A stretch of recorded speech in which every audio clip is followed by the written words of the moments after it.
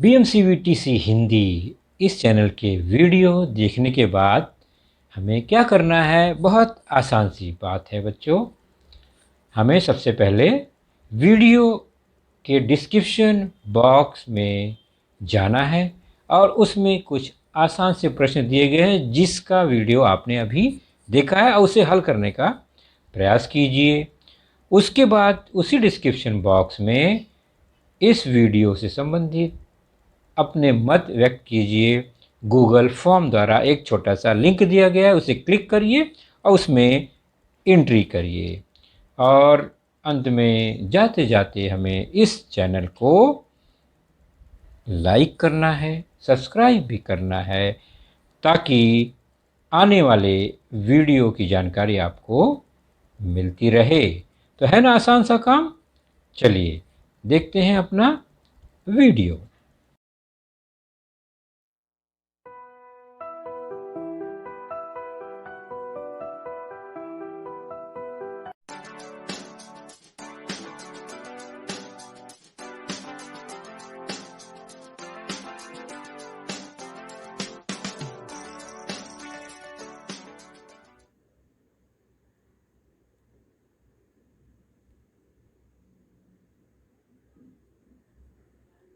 आज की कक्षा, आज का विषय और आज का पाठ आपके स्क्रीन पर बच्चों आप देख ही रहे हैं। तो हमारी आज की कक्षा है 9वीं। हमारा विषय है आज का गणित भाग पहला और उसमें आज हम देखेंगे अपना एक नया घटक lesson number 4 ratio and proportion अर्थात अनुपात और समानुपात भाग पहला। और मैं हूं आपका वर्चुअल मार्गदर्शक अजय कुमार मौर्य, VTC दादर से। चलिए हम शुरू करते हैं आज की चर्चा। और आज की चर्चा में हमारा जो प्रमुख घटक होगा वह है अनुपात व उसके गुणधर्म पर चर्चा करेंगे, अर्थात properties of ratio and ratio, what is ratio and it's property. और दूसरा जो है उस पर हम आज परिचय लेंगे समानुपात का परिचय, इंट्रोडक्शन ऑफ प्रोपोर्शन। तो चलिए शुरू करते हैं आज की चर्चा। सबसे पहले अनुपात, ध्यान से हम इसे देखते जाएंगे, समझते जाएंगे, आवश्यकता अनुसार बच्चों से आप नोट करते जाएंगे। तो चलिए पहले देखते हैं अनुपात क्या है, रेशियो क्या है। तो दो पदों का भाग के रूप में तुलना करना अनुपात होता है। क्या कहा मैंने? दो पदों का भाग के रूप में तुलना करना अनुपात होता है। भाग के रूप में मतलब क्या? जैसे x और y का अनुपात अर्थात इनका भाग के रूप में तुलना, अर्थात x भाग y, या यूं कहें x बटे y। तो x बटे y को ही x अनुपात y कहते हैं, x का y से अनुपात। तो इस तरह हमने देखा अनुपात अर्थात भाग के रूप में यहाँ तुलना हो रही है। तो x अनुपात y, अनुपात का चिन्ह क्या है? तो दो डॉट आप देख रहे हैं ऊपर नीचे, यह है अनुपात का चिन्ह। आगे, तो दो पदों का भाग के रूप में तुलना करना अनुपात होता है। अब हम कुछ उदाहरण द्वारा इसको स्पष्ट कर लेते हैं। जैसे कि 12 लड्डू और 15 लड्डू का अनुपात निकालना है। तो दो घटक कौन से हैं? दो पद, एक है 12 लड्डू, दूसरा है 15 लड्डू। इनका अनुपात निकालने का मतलब हुआ कि 12 लड्डू बटे 15 लड्डू। और यह हो गया 4:5। कैसे हो गया ये? तो 12 बटे 15 को हम संक्षिप्त करेंगे। कैसे करेंगे? चलिए देखते हैं। तो 3 से भाग दिया, 3 पचे 15 हो गया, और अंश में भी 3 से भाग दिया तो 3 चौक 12। अति संक्षिप्त रूप हो गया ये 4/5। तो 4/5 ही हो गया अनुपात का रूप 4:5। आ गया समझ में ना बच्चों। तो अनुपात के पहले पद को पहला पद, दूसरे पद को दूसरा पद सामान्य तौर पर कहते हैं। कभी कभी उसे पहले पद को पूर्व पद और दूसरे पद को उत्तर पद भी कहा जाता है।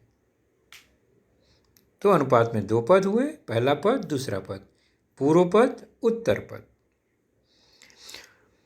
चलिए अगला, यदि अनुपात का दूसरा पद या उत्तर पद बाद वाला पद 100 हो तो उस अनुपात को प्रतिशत कहते हैं।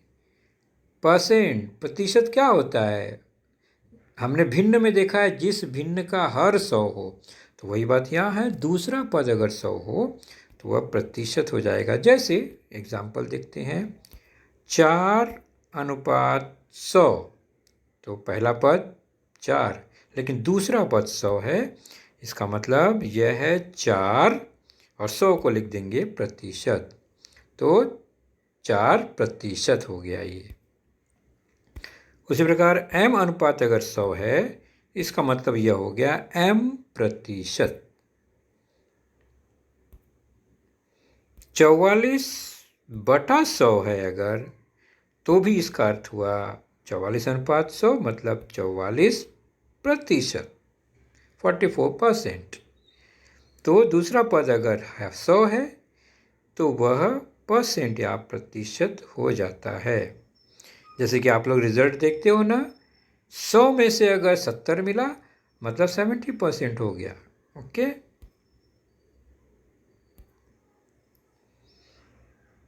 आगे, यदि अनुपात के दोनों पद में, दोनों मतलब पहले और दूसरे, शून्यतर किसी एक ही संख्या से अगर गुणा अथवा भाग दें, यानी शून्य के अलावा किसी भी एक संख्या से पहले और दूसरे पद में भाग दें अथवा गुणा करें, अनुपात का मान नहीं बदलता। उदाहरण द्वारा समझते हैं ना सीधे सीधे। 4:5 है, अगर मैं 4 और अनुपात 5 में पहले पद में 2 से गुणा करूं और दूसरे पद में उसी 2 से गुणा करूं, तो मान बदल कर क्या हो जाएगा? 8:10। लेकिन ये जो 8:10 है, यह 4:5 का ही एक रूप है। आप देखेंगे 8 और 10 को काटेंगे तो फिर से 4 और 5 ही मिलेगा। इसका मतलब कि हमने अगर गुणा किया है किसी एक संख्या से दोनों पदों में, तो अनुपात का मान नहीं बदलता, यानी संक्षिप्त रूप अंत में जाके वही मिलने वाला है। दूसरा उदाहरण है, अगर मैं 4 में इस अनुपात के पहले पद में 10 से गुणा करूं, दूसरे में भी 10 से गुणा करूं, तो अनुपात आएगा 40 और दूसरा हो जाएगा 50। तो 40:50 भी 4:5 के बराबर ही है। अर्थात पहले पद में मैं अगर किसी पद k से गुणा करूं और दूसरे पद में भी अगर मैं उसी पद k से गुणा करूं, तो जो मान मिलेगा नया अनुपात 4k:5k, यह भी पहला अनुपात जो है शुरू का 4:5 के समान ही है। मतलब इसके मान में कोई परिवर्तन नहीं हुआ। इसका मतलब हमने क्या देखा कि यदि अनुपात के दोनों पद में शून्यतर एक ही संख्या से गुणा हो अथवा भाग देने पर भी अनुपात के मान में परिवर्तन नहीं होता। हम भाग भी देंगे तो भी कोई परिवर्तन नहीं आएगा मान में।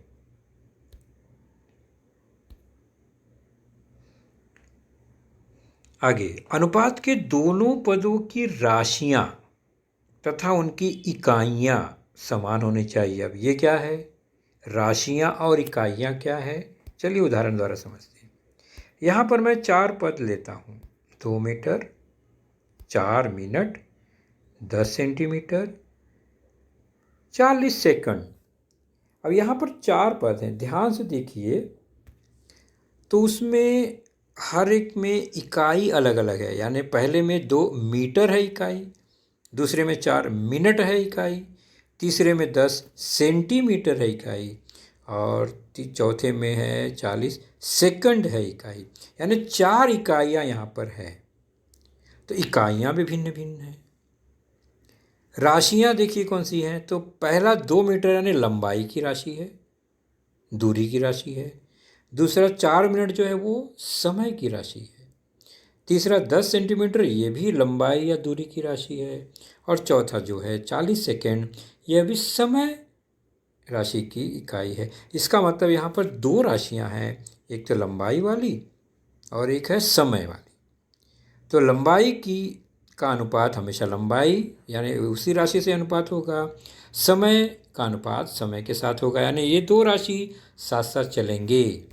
अर्थात अनुपात किसका किसका होगा, तो अनुपात लंबाई की राशि का लंबाई से होगा और समय की राशि का समय से होगा। लेकिन अभी भी यहाँ पर अनुपात में अड़चन आएगी। क्या, इनकी इकाइयाँ अलग अलग हैं। कैसे, तो एक की इकाई मीटर है, दूसरे की सेंटीमीटर, फिर एक की मिनट है तो दूसरे की सेकंड है। अभी भी इकाई मतलब अनुपात में गड़बड़ी होगी। तो अनुपात कब हो पाएगा, जब इकाई भी समान कर लेंगे। राशि तो हमने चुन लिया, जोड़ी बना ली समान, लेकिन इकाई को भी समान करना होगा। तो मीटर को सेंटीमीटर में बदल दो या सेंटीमीटर को मीटर में बदल दो, जो आसान होगा। उसी प्रकार मिनट को सेकंड में बदल कर या सेकंड को मिनट में बदल कर एक ही इकाई बनानी होगी। चलिए मैं मीटर को सेंटीमीटर में बदलता हूँ, तो 2 मीटर जो हो गया 200 सेंटीमीटर के बराबर हुआ और 10 सेंटीमीटर पहले से ही है। अब दोनों की इकाई सेंटीमीटर हो गई। ओके, यहाँ पर 4 मिनट को मैंने 1 मिनट में 60 सेकेंड गुणा कर दिया, 6 चौक 24, 240 सेकेंड हो गया और 40 सेकेंड पहले से ही है। यहाँ पर भी इकाई समान हो गई। अब हमारे पास सही जोड़ी मिल गई है। 200 सेंटीमीटर का अनुपात 10 सेंटीमीटर से हो जाएगा। उसी प्रकार 240 सेकेंड का अनुपात 40 सेकेंड से ज्ञात कर सकते हैं, संक्षिप्त रूप बना सकते हैं। बटे के रूप में लिखकर, भाग देकर, काट कर संक्षिप्त रूप में अनुपात निकाला जा सकता है। तो ये अनुपात कब संभव होगा, जब उनकी राशियाँ और उनकी इकाइयाँ भी समान हों। चलिए अब हम आगे चलते हैं। हमने अभी अभी देखा कि अनुपात में राशियाँ इकाइयाँ समान होती हैं। चलिए एक उदाहरण देखते हैं। 200 सेंटीमीटर का 10 सेंटीमीटर समान इकाई वाले से अनुपात क्या आएगा, देखते हैं। संक्षिप्त रूप, 10 से भाग दिया, एक बार 20 बार। सेंटीमीटर भी सेंटीमीटर है तो वो भी कट गया, तो बचा क्या, बचा 20 बटे 1, अर्थात 20 अनुपात 1। 20 और 1 का अनुपात हो गया। ये इकाई कट गया, यानी इकाई बचा ही नहीं।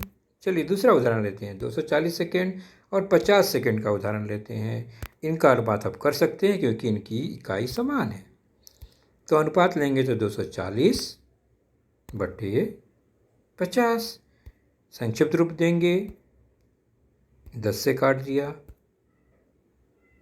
तो आ गया, सेकेंड से सेकेंड भी कट गया, हो गया 24 बटा 5, अर्थात 24 अनुपात 5। तो हमने अनुपात रूप लिख दिया। ये क्यों लिखा हमने, तो ध्यान से देखिए बच्चों, इकाई कट जाती है समान होने के कारण, इसलिए अनुपात का अपना कोई इकाई नहीं होता। 20 अनुपात 5 ही कहेंगे, न कि 20 अनुपात या 20 अनुपात 1 लिखा है तो 20 अनुपात 1 ही कहेंगे। उसका 20 अनुपात 1 सेंटीमीटर नहीं होता। उसी प्रकार 24 अनुपात 5 सेकेंड नहीं होता। कोई इकाई नहीं होती, तो अनुपात की कोई इकाई नहीं होती। चलिए, तो हमने अभी जो कुछ जाना समझा उसी पर आधारित आपके पुस्तक का प्रश्न संग्रह 4.1 जो कि पेज नंबर 61 पर है, उसके उदाहरण को हम जानेंगे, समझेंगे और गुणधर्म को पक्का करेंगे। पहला प्रश्न, निम्नलिखित उप प्रश्नों में पहली संख्या का दूसरी संख्या से अनुपात अति संक्षिप्त रूप में लिखिए। प्रश्न ध्यान से पढ़ना है।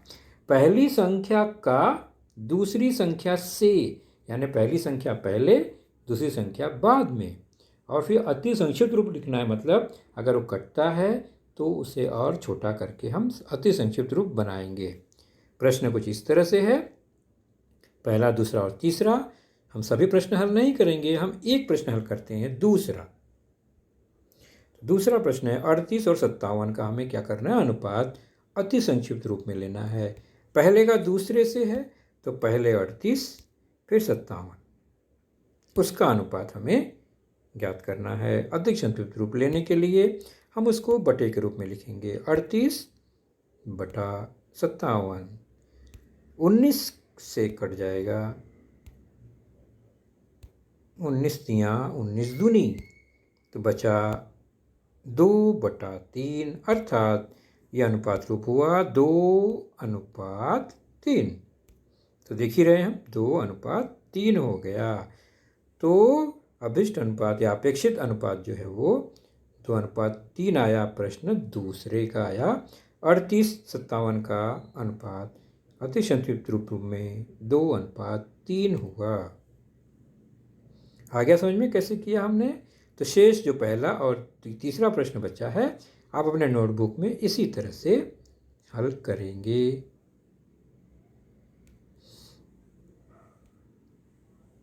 दूसरा प्रश्न, निम्नलिखित प्रश्नों में पहली राशि का दूसरी राशि से अनुपात अति संक्षिप्त रूप में लिखिए। तो पहली राशि का दूसरी राशि से अति संक्षिप्त रूप में अनुपात लिखना है। तो यहाँ पर उदाहरण दूसरा है 14 रुपये और 12 रुपये 40 पैसे। ये दो राशियाँ हैं, दोनों है मूल्य है, रुपए की राशि है। चलिए, पहली राशि का दूसरी राशि से है, मतलब पहली राशि कौन सी है इसमें, 14 रुपये। दूसरी राशि कौन सी है, 12 रुपये 40 पैसे। राशि तो हो गई, लेकिन इकाई देखेंगे तो भिन्न भिन्न है। एक में रुपये है, एक में रुपये और पैसे दोनों हैं। तो हम समान करेंगे। तो 14 रुपये को 100 पैसे से गुणा, यानी 1 रुपये में 100 पैसा। तो 14 रुपये में 14 गुणे 100, 1400 पैसा हो गया। उसी प्रकार 12 रुपये 40 पैसे में 1200 और 40 पैसा, 1240 पैसा। अब देखेंगे दोनों जो है राशियों की इकाई पैसे पैसे हो गई। अब हम अनुपात निकालेंगे। तो अनुपात ज्ञात करने के पहले इकाई को समान कर लेना आवश्यक है। तो अनुपात क्या बनेगा, पहली राशि 1400 पैसे हो गई और दूसरी राशि 1240 पैसे हो गई।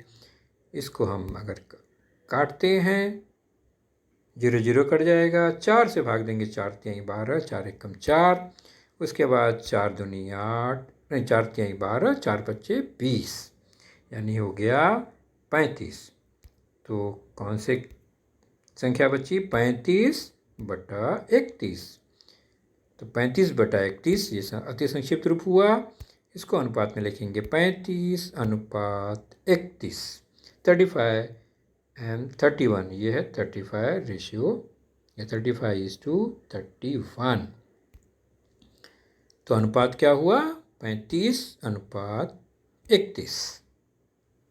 ये हमारा अपेक्षित अनुपात हुआ। 12 रुपये और 14 रुपये और 12 रुपये 40 पैसे का ये अनुपात हुआ।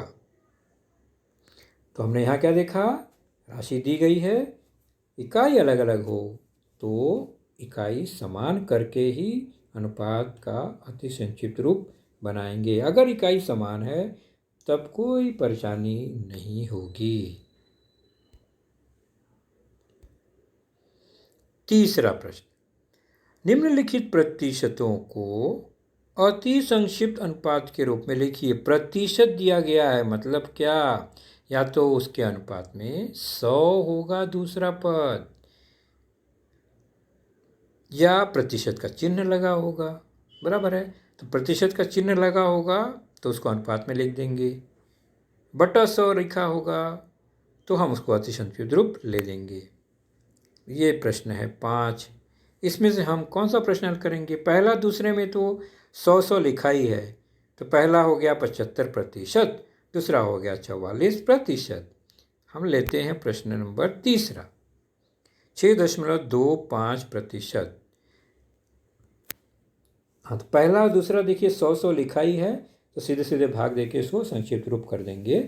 तीसरे में क्या लिखा है? 20% का चिन्ह लगा है, तो 6.25% को हम क्या करेंगे?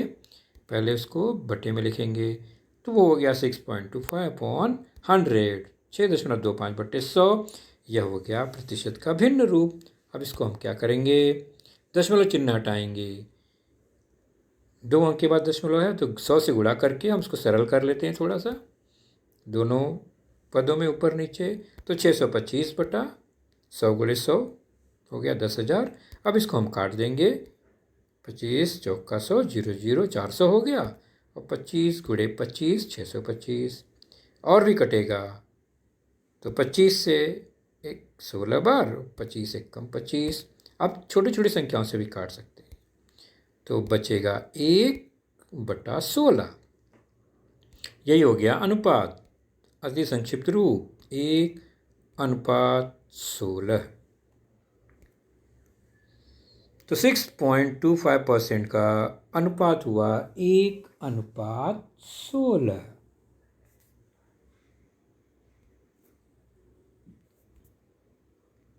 चलिए, निम्नलिखित अनुपातों का प्रतिशत में रूपांतरण कीजिए। उल्टा अनुपात दिया गया होगा, हमें उसको परसेंट में, प्रतिशत में लाना है। और प्रतिशत में कैसे लाएंगे?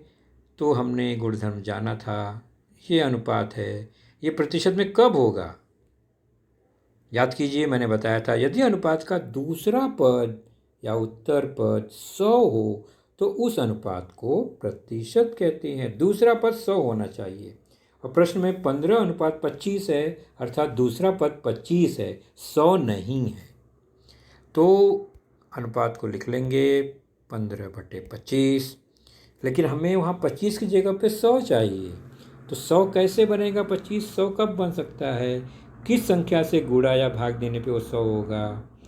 तो वह 4 से गुणा करने पे 100 होगा।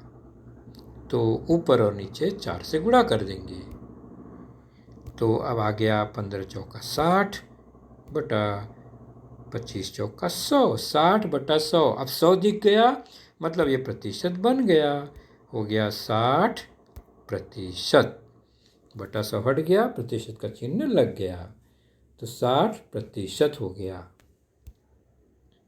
है ना आसान? तो प्रतिशत लाने के लिए बटे 100 होना चाहिए, दूसरा पद 100 होना चाहिए, या उत्तर पद 100 हो तो अपने आप प्रतिशत हो जाता है। सॉरी। तो हमने देखा 60% बन गया। निम्नलिखित अनुपातों का प्रतिशत में रूपांतरण कीजिए, और एक उदाहरण लेते हैं हम। उदाहरण नंबर 4, 600, 546/600। और हमें ये पता है अच्छी तरह से, अनुपात का दूसरा पद जब तक 100 न हो वह प्रतिशत में नहीं बदल सकता। और यहाँ दूसरा पद 600 है, 546/600 है, तो हमें 600 को 100 लाना है, तो गुणा करने पे तो बढ़ जाएगा। हमें क्या करना पड़ेगा? 6 से भाग देंगे 600 में, तो 100 आ जाएगा। मतलब हम दोनों तरफ ऊपर नीचे 6 से भाग देंगे या 6 से काट देंगे, एक ही बात है वो। तो 6 से काटेंगे तो 100 आ जाएगा, और 6 से 546 को काटेंगे तो 6 9 54, 6 कम 6 यानी 91 आ गया। तो अब ये बन गया प्रतिशत, क्योंकि नीचे 100 आ गया, तो 91%, 91% बन गया। ये है ना आसान सा बनाना, प्रतिशत में रूपांतरण करना। बटे में दूसरा पद जो है वो उसको 100 बनाना है, चाहे गुणा करके बनाओ चाहे भाग देकर बनाओ। चलिए, एक शाब्दिक प्रश्न लेते हैं अनुपात से संबंधित। ध्यान से प्रश्न को समझेंगे पहले बच्चों।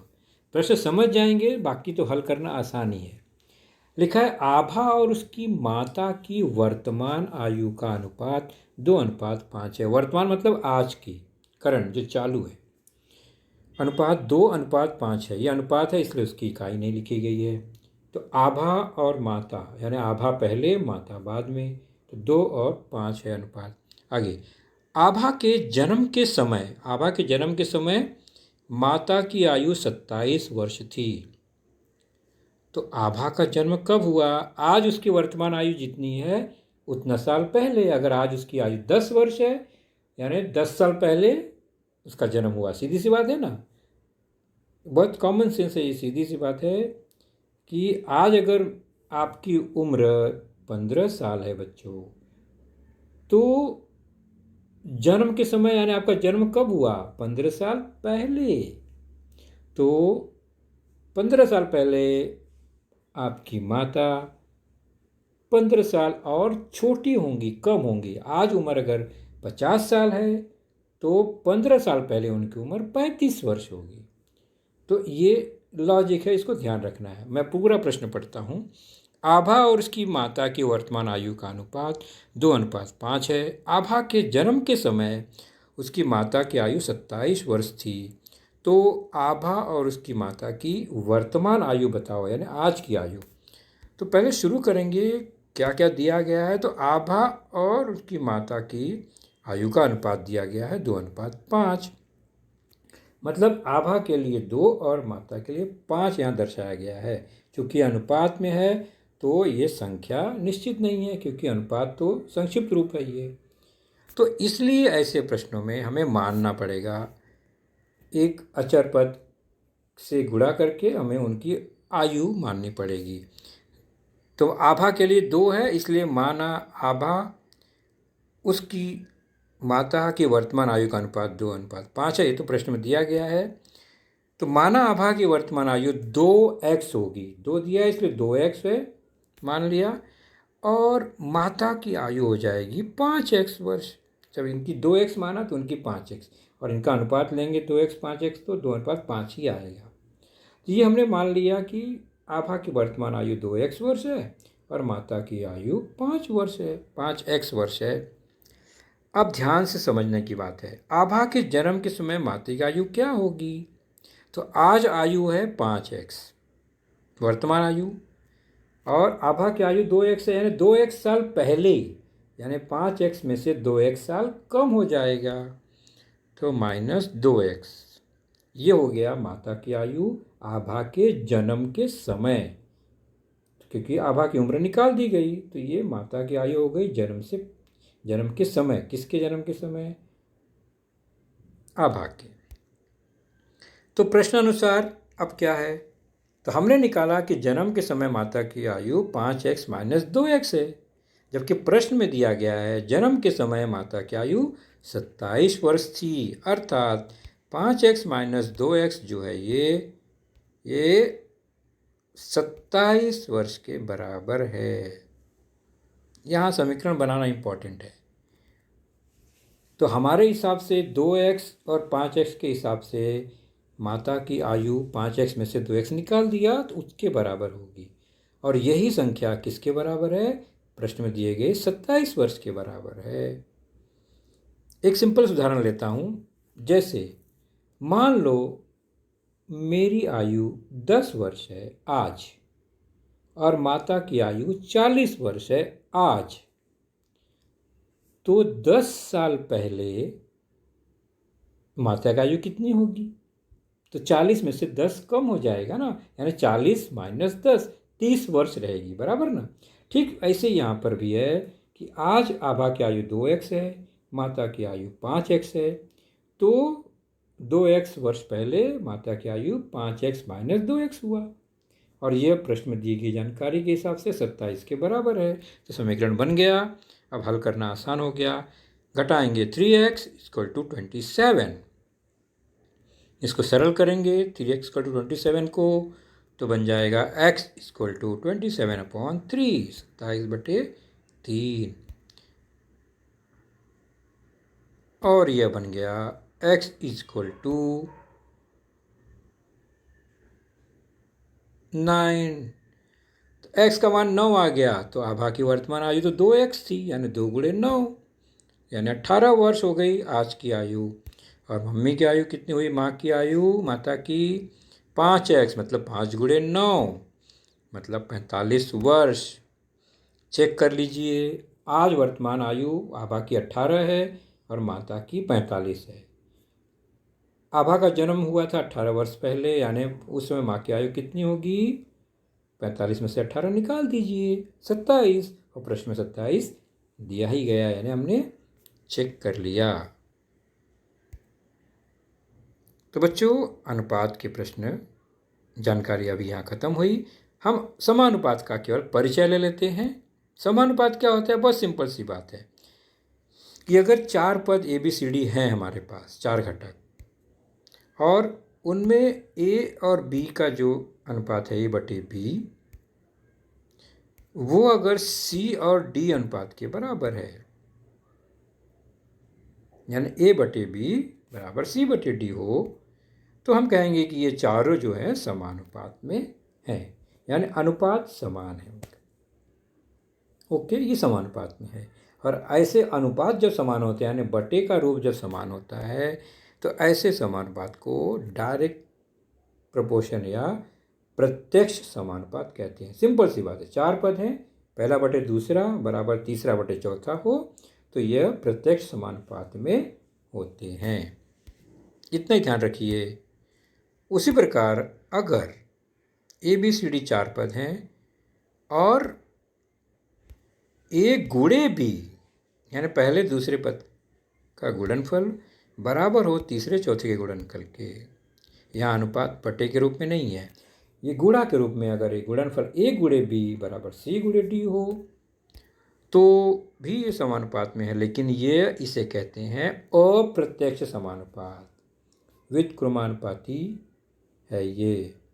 तो बटे के रूप में हो तो प्रत्यक्ष समानुपात, और अगर गुणनफल के रूप में हो तो अप्रत्यक्ष समानुपात होता है। तो बच्चों, आपने देखा आज का लेसन, उसके प्रमुख मुद्दों को ध्यान से बार बार दोबारा देखकर समझने का प्रयास कीजिए, क्योंकि एक बार देखने पर किसी को भी वो पूरा मुद्दा समझ में नहीं आता। तो जैसे ही हम 2 बार 3 बार देखेंगे तो हमें वह समझ में आने लगेगा। और इसके आगे की जानकारी जो होगी बच्चों, वह निश्चित ही हमारे अगले वीडियो में होगी। तो उस वीडियो को देखने के लिए, उसकी सूचना प्राप्त करने के लिए जो नीचे सब्सक्राइब का बटन होता है उसे ज़रूर प्रेस कीजिए और नोटिफिकेशन ऑन रखिए, ताकि जैसे ही हमारा लेसन चैनल पर डाला जाएगा आपको वह तुरंत प्राप्त होगा। तो अपना ख्याल रखिए, सुरक्षित रहिए। Thank you.